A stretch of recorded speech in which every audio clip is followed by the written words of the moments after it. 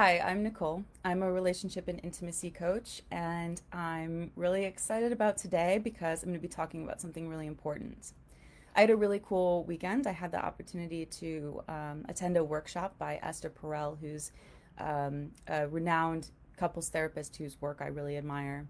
And I'm going to be sharing some of those tips with you. It was a virtual workshop, of course. The topic was all about adapting to adapting how to adapt when your entire relational world is collapsed into one tiny space. And so I'm going to be teaching you how to adapt your relationships to thrive under pandemic conditions and life in quarantine. So I'm going to start off by asking you to think about all of the roles that you play in your life. You know, there's husband and wife, mother, father, brother, sister, son or daughter, and those are just the family stuff. You know, we're also an employer, a manager, or an executive. We also, have all of these roles we play in our broader community related to our hobbies and our life outside of work. And all of that has had to be dramatically reorganized because of the COVID-19 pandemic. Um, and yeah, so we're all handling this differently and we're all having different experiences, but they're all hard, you know? So some of us are feeling really isolated and wanting for, company and connection, and others are feeling really overcrowded and would just like love some time and space to themselves once in a while. Um, and we all have different coping strategies. So some people are going to respond to extreme stress. They're going to try to adapt with like a logical response. You know, they're going to jump into problem solving and trying to bring order to chaos and like throwing themselves into projects.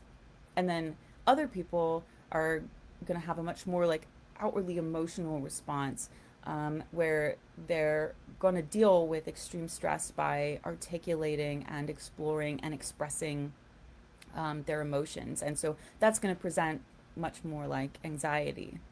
But it's really important to remember. I mean, it can be frustrating if you and your partner have very different coping strategies, but it's really important to remember that these strategies are ultimately dealing with the same array of emotions. You know, we're all dealing with loss and feeling disoriented and helpless and afraid and sad.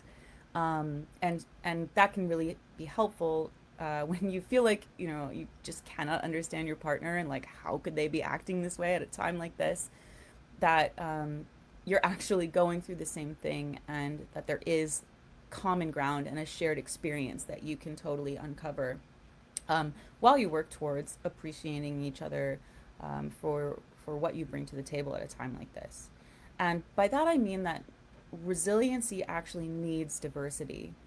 And, in a period of prolonged uncertainty, that anxious, emotional response type, what's happening there is their like lizard brain is scanning the horizon for danger. And that that awareness of danger has actually been critical to the survival of our species for our whole existence.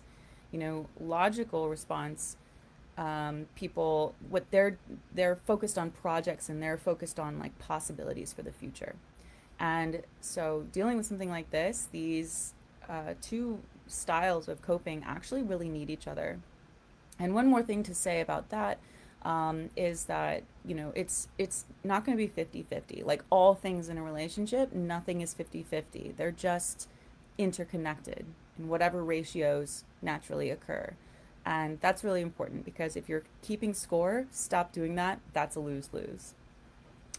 Okay, so yeah, so periods of extreme stress are like inherently focused on what's negative, and they cause us to be really critical of each other. So, things are happening like someone who's chill is now irritable. Someone who's compassionate is now critical, and we're obviously going to be more critical of one another when we're disaster focused.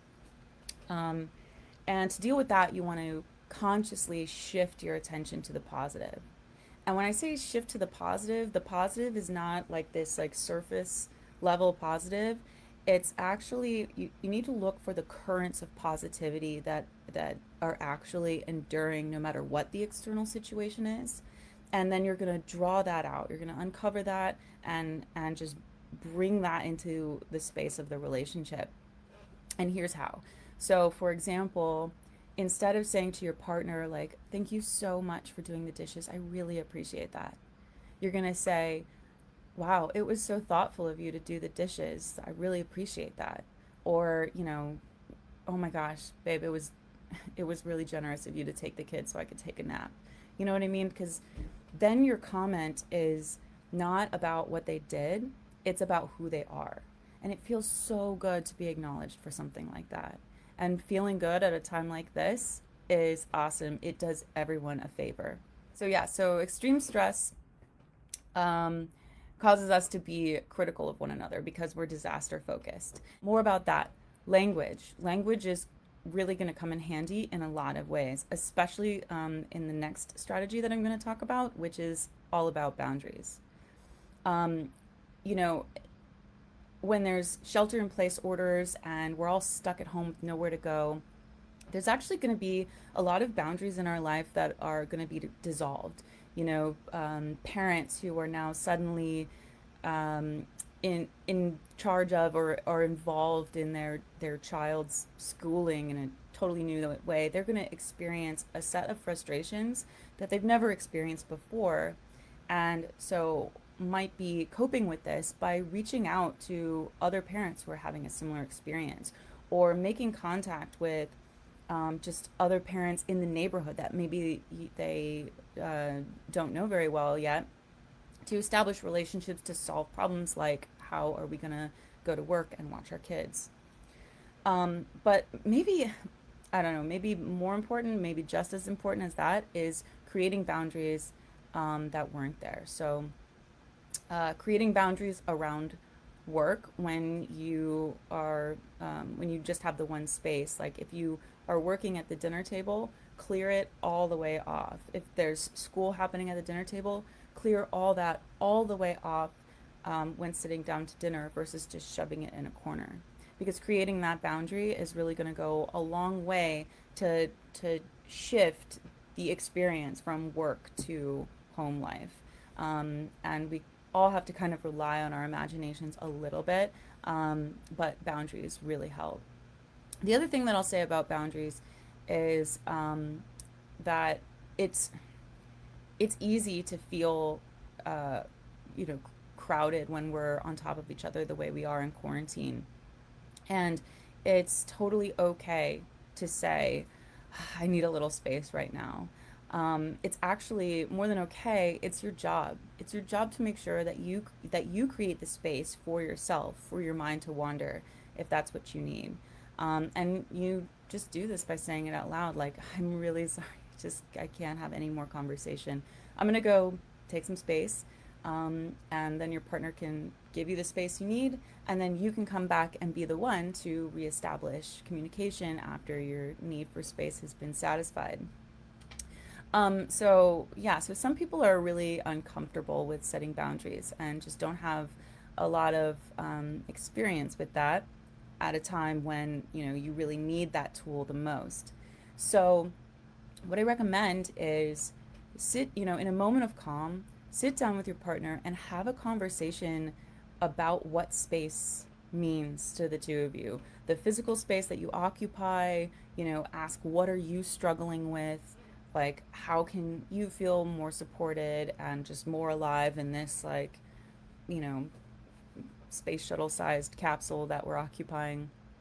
Um, and in that conversation, you can actually establish a safe word. So, if you are sitting around just feeling crowded, like you need some space, and you're sitting there, having your emotions churned up because you're thinking like, how am I gonna find the words? How am I gonna interject? How am I gonna bring this up? I don't want to like hurt anyone's feelings. You can just be like, banana, and then your partner knows that that means I have to go take a moment to myself. And it also solves the other problem, which is that you won't feel any pressure to justify or rationalize your need for space. That's the thing about boundaries, and that's the thing about taking care of your needs. You don't have to explain them to anyone. Um, so, yeah, safe word strategy is really important. Um, Let me see what else I want to say. Um, yeah, I guess that's mostly it. Um, I just want to like acknowledge and normalize that extreme stress, periods of prolonged uncertainty, like total chaos in the world around us. It's it is stressful. It will lead to irritability. It will lead to frustration. It will lead to conflict in all directions. Um, but it's really important to remember that that we can't fix each other's problems ultimately, but we can help each other to feel less alone in dealing with them. And we can come to appreciate each other's differences in just how we cope, how we deal with things, and see each other as resources to fill in the gaps of our own coping strategies. You know, rely on each other's strengths rather than just feeling weak. Um, and yeah, and the other thing is, you know, periods of extreme stress, the exhaustion comes from like pretending like everything's okay. You don't have to do that. So, yeah. Okay, that's all I have to say about that. Listen, if you need help, reach out to me. You can get in touch with me, send me a private message, or email me through my website, NicoleNormanCoaching.com.